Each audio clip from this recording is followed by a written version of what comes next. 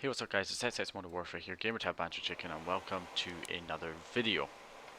So in this video, I'm going to be showing you guys how to fix a bad NAND flash. Now this can be easy for some people and difficult for other people, not to do with how skilled you are, but simply the methods used to Jtag your Xbox and how badly corrupted the NAND actually is. So as you can see here, this console's NAND is completely screwed.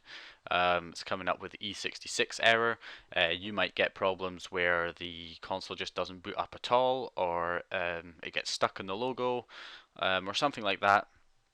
Um, maybe red ring of death as well. It might pop up as well. So yeah, as you can see, bit of a problem there.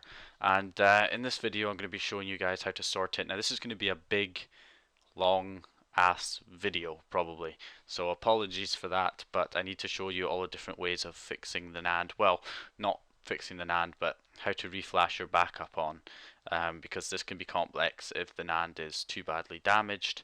So anyway guys, here's the deal. Make sure you have your backup. I did say this in all, because the problem is what's happening is I have made quite a few. I've made two tutorials, or three tutorials actually, where I do some NAND flashing for updating the dash and stuff like that. And on a few of those videos, there are people who are getting bad NAND flashes. It happens a lot. It's happened to me, as you can see there, with that's my old Xenon console. It's got a bad NAND flash. So it's happened to me in the past. It's probably going to happen. It happens pretty much to everybody now and again. And it can be really sort of scary when it does happen, because it seems like you've completely bricked your console, but not in all cases. So basically here, what we're going to do is show you guys how to sort this out. So if you did this because if you flashed your NAND and it's corrupt, because you were updating the dash kernel, then you should have your backup. As I've said in my tutorials anyway, when I'm involved in NAND flashing, always keep your backup, your flash dmp.bin, the file that you took off the console originally when it was working, and that's the file that you used to create the new exe build image with the new dash on. So you know that that backup NAND is working. It should be called flash dmp.bin by default. I've got my Xenon one here, flash dmp.bin. So what you're going to do here is basically we're going to have to try and find a way to get this flash back onto the console so we can get it working again. Now this really depends on how badly damaged your NAND is. So if you can still boot into Zell, then you're quite safe, really. I mean, it's really good if you're still able to boot into Zell, because you can actually flash the NAND from Zell itself. So to test if Zell still works, turn your console on with the eject button, not the power button. Turn it on with the eject button. If the console boots up on the eject button, it boots into Zell, then you'll know that you'll be able to flash the NAND through Zell. So I'll show you how to do that first, and don't worry for people who are not able to get Zell working either. I will be showing you guys what to do after this. So for the people whose Zell is still working for you, then what you want to do is download a program called Raw Flash V4. I'll put it in the description.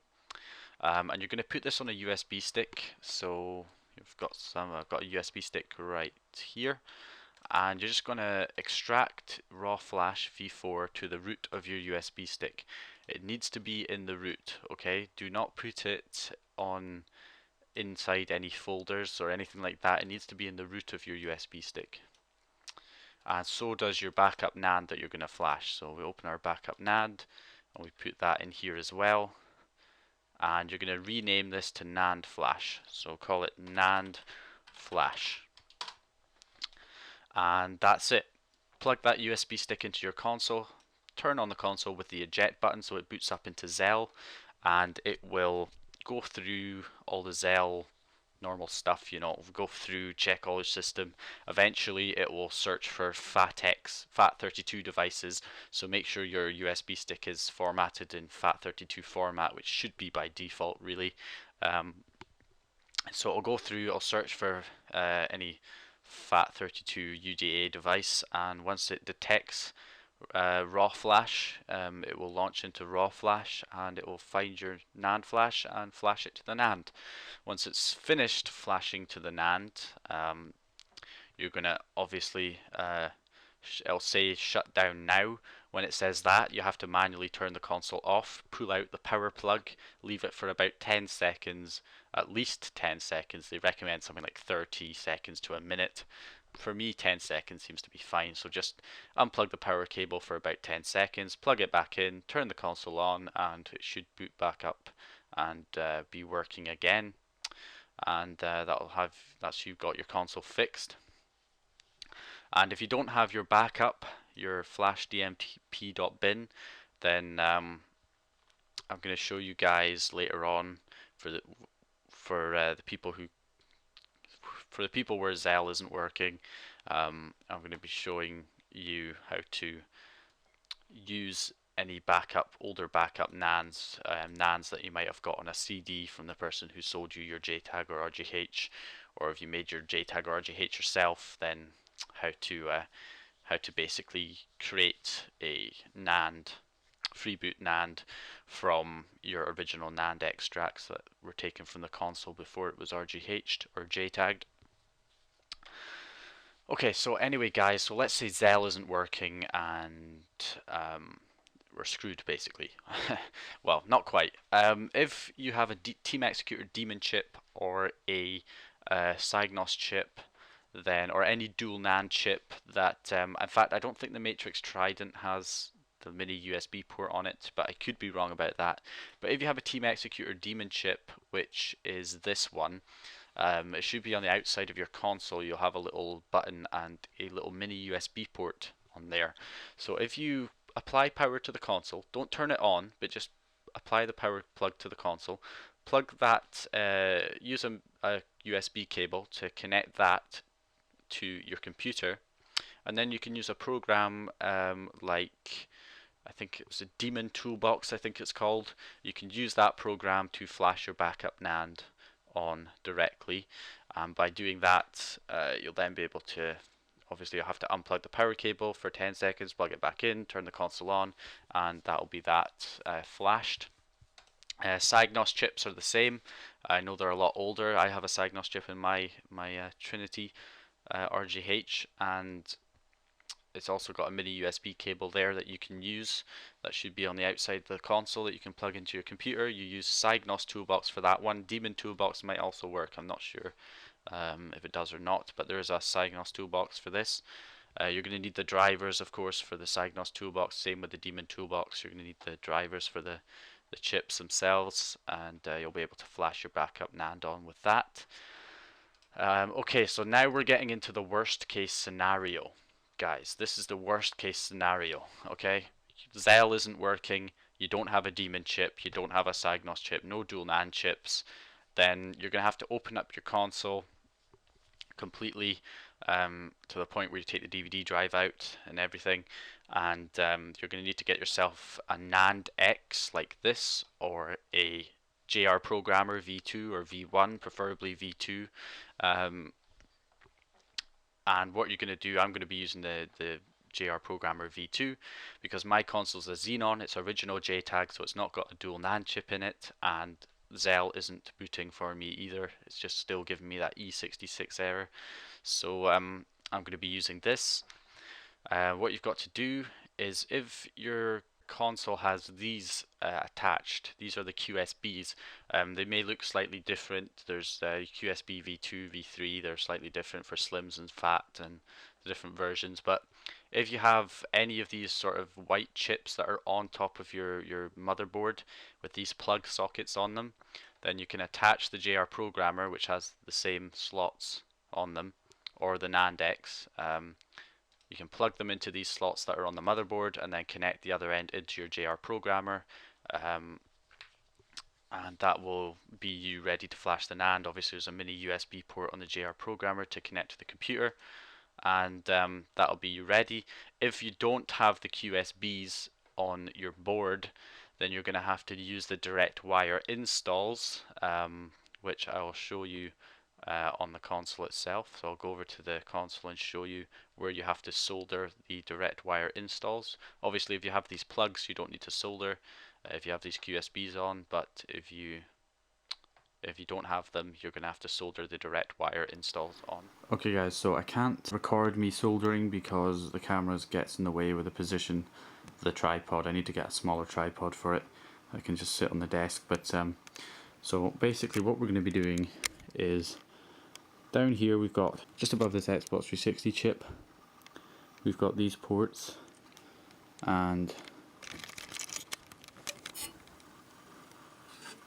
what we want is we're going to be soldering the wires for the NAND X to extract the NAND, or the JR programmer, to these. Now we've got two wires, the green and the blue, which are these two, that one up there, that one down there. I'll put the diagram up on screen after this. And then further down next to this chip there are 5 points, 1, 2, 3, 4 and 5 up here, and then when we have those soldered I'll get back to you, and we'll be able to extract the NAND, and well, we'll be able to write our backup NAND.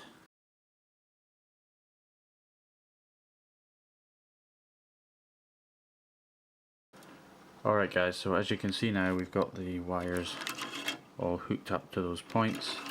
It looks a bit messy because I haven't taken the flux off it.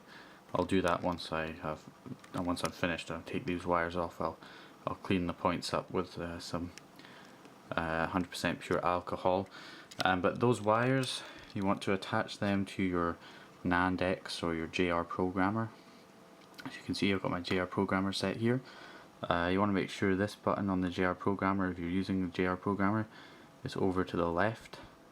This one here over to the left as well. And then you just want to go ahead and plug that in. So as you can see there guys, I have gone ahead and plugged in my JR programmer. It's all hooked up. So I'll go over and show you what to do on the computer, and we can get this flashed hopefully and back working again. Okay guys, so now that we're over onto the computer, make sure you have the power cable plugged in. That is very important. You need to make sure that that power cable is plugged into the console. Do not turn the console on, just make sure that power is going to the motherboard. Then you want to make sure that your JR programmer is plugged into the direct wire installs, the little plug to the wires that were soldered to the motherboard. And yeah, make sure your JR programmer is of course connected to the computer as well by the USB cable. And you need the drivers installed for the JR programmer. I'm not sure where I put mine. Yeah, here's my drivers. So you know, you would go to computer, manage, device manager, find your JR programmer, which will show up as a missing driver, and then you would just simply right click on it and update driver software to get the drivers installed. Okay, so once you've done that, you want to access the file, the flash dmp.bin that you took off the console when it was working. You want to right click, rename this to upd flash. Sure if the .bin is necessary, but because it knows it's a bin file anyway, but upd flash. See if that, yeah, so if you just rename it to upd flash like that, and then you're going to open up JRunner, and don't worry, I'll go over what the people have to do if you don't have the flash dmp.bin file. So open up JRunner. All you're going to do is make sure you're on the latest version and click load source, locate that backup file. There it is, UPD flash, and then open it. It's saying Trinity RGH2 because it's not the Xenon one. This is just an example. So when you have that loaded, click write Nand, and it should say that, well, it should start writing the Nand, and the progress bar should start going along. If it says something like flash 0x00 cannot continue, then that means that either your soldering is bad and needs correcting, or it means that well, it can be fixed sometimes by just unplugging the console, plugging it back in, or unplugging JRunner and plugging it back in, and keep trying until it eventually starts to write. And once it's finished writing, you can unplug the console, plug it back in, turn it on, and hopefully it'll all be working for you. So that's all you have to do. That is really quite simple for the people who have the flash dmp.bin files. So let's say you don't have that flash dmp.bin file, like me for example. I don't have that for my Xenon console anyway. I don't have a backup flash dmp.bin. So I have a CD that the person who sold me this Jtag gave me this CD, and most sellers give you a CD. And as you can see, it's got a bunch of files on here. You may not have that many files. You might just have maybe 2 .bin files or something on there, which is fine. So I've gone ahead and I've copied that to the hard drive, so it'll be quicker to load all this stuff. And I've got a freeboot image in here, and an XBR freeboot, and a UPD flash. I'm not going to use them because I'm a bit worried they'll be on an older dash kernel, and they could screw my console over even more. But I am curious about the Nand 2 and Nand 3, because these look like the original Nands that were extracted from the console in the first place. If you have something like Nand 1, Nand 2, Nand 3, or you have something like Nand dump 1, Nand dump 2, then it's likely that those are the original Nands that were extracted from the console before it was even Jtagged. So that is what I want anyway. That's what you should be looking for as well. We open up JRunner and we'll stick them in the source. We've got Nand, so I'm going to open Nand, and then I'm going to load extra, and I'm going to open Nand 2. As you can see, it says Xenon, so that is good. And if I compare Nand, it says Nands are the same, so that's brilliant. That's exactly what I want. If I load maybe the third one in as well and compare, good, so they're all the same. So that is great news. All I have to do now is input my CPU key, which has been provided for me on a text document here, which is also very useful. What if you don't have your CPU key? Then you're going to have to create the Xel reloaded image and then write it to the Nand, and then once you've written it to the Nand, you need to turn the console on. It will boot into Xel, and it will give you your CPU key, which you can then type in here or get it from the network if you have it hooked up to the network. Yeah, so when you have your CPU key, we're going to create an exe build image. So set it to the latest dashboard. You can add dash as long as you're connected to the internet. You can select a dash kernel you want to put it onto, and then make sure it's ticked. Click add dashes and it will go and download it for you automatically, and then you can just select it in here. So my console is a Jtag, so I'm going to make sure that's ticked for Jtag. If you've got a cool runner chip, then it will be RGH or RGH2. Update mode, I'm not going to bother with. Client, I'm not going to bother with. The exe build settings, I'm going to go to advanced, and Jtag and glitch common options. Make sure Xel is DVD eject, and if you have a daemon chip, you'll tick that. If you've got a Cygnus chip, you'll tick that. I don't have either a Cygnus or a daemon because it's an original Jtag, so none of those. I don't tick either one. And once you've confirmed all of that, you can just go ahead and click create exe build image, and you may get this message, probably won't, so just say yes to it if you do get that message. And if you have a look here, we can see that image is ready. It's put it to 2.0.16747. It's the latest dash from when I'm making this video. Xenon 16 megabyte, build Jtag.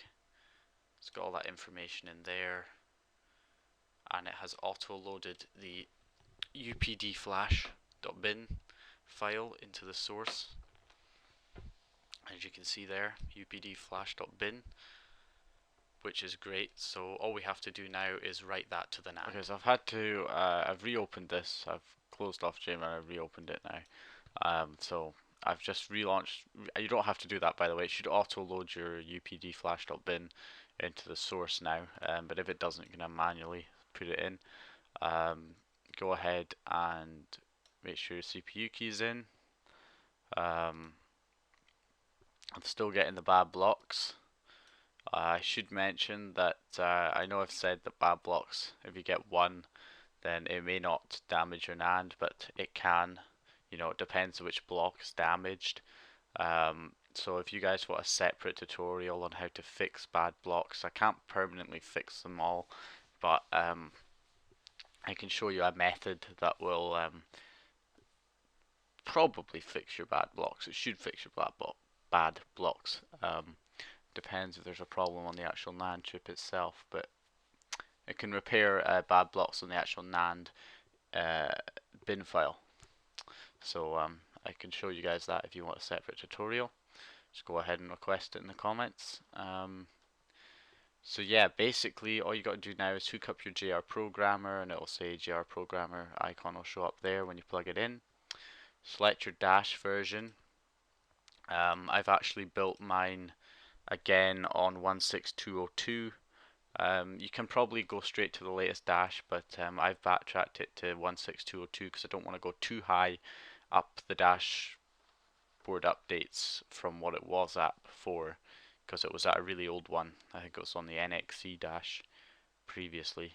So I've put it to 16202, and then if that works, then I'll update it to 16747. So anyway, just load in your UPD flash, make sure your JR Programmer is connected so the icon shows up here, and yeah, all you have to do is write the NAND. Does what it says in the tin, exactly, certainly does. It'll just go ahead and write your NAND using the JR Programmer. Again, if you get any errors like flash 0x00 cannot continue or wrong version 00, then it's usually because either the soldering's bad or you have to just unplug the console, plug it back in, or unplug the JRunner and plug it back in, and keep trying until it starts writing your NAND. And once the NAND has written, unplug the console, wait a few seconds, say about 10 seconds, plug it back in, turn it on, and hopefully it'll be working. So I'll just go over to the camera, and I will show you guys me turning on my console for the first time, and fingers crossed everything works, and yeah, the console boots up. Alright guys, so that is the UPD flash written to the console. I've unplugged it and plugged it back in, as you're supposed to do. I'm just going to leave these wires in here, so if it doesn't boot up, then you can reconnect it. And yeah, let's try and turn it on and see if it works this time. Hopefully no more E66 error, or whatever it was, E60 something. So come on, come on. Oh, promising. Sorry about the flickering, by the way, that's just the camera, can't help that. Oh, yes. Alright, it seems to be working perfectly. I'm just going to turn it off here and see if it boots into Zell as well, because we did have to create that Zell reloaded image, because the old Zell that used to be on this console, if this will decide to turn off at any point, would be useful. Here we go. The old Zell that used to be on it was the original Zell. I've tried to put Zell reloaded on it here, so hopefully Zell reloaded works as well. I'll just put this on by the eject button, and hopefully we get Zell reloaded this time. So there we go, come on. Yes, there we go. And yeah, so that's it working, guys. That's how you pretty much fix a dead NAND or corrupted NAND or bad NAND flash, whatever you want to call it. Yeah, all I have to do now, or all you have to do now, is desolder these wires and yeah, just put the console back together. So that's for watching, of course. Subscribe if you haven't subscribed already, like the video if you liked it, comment if you have any questions, and I'll see you guys in my next video. Yeah.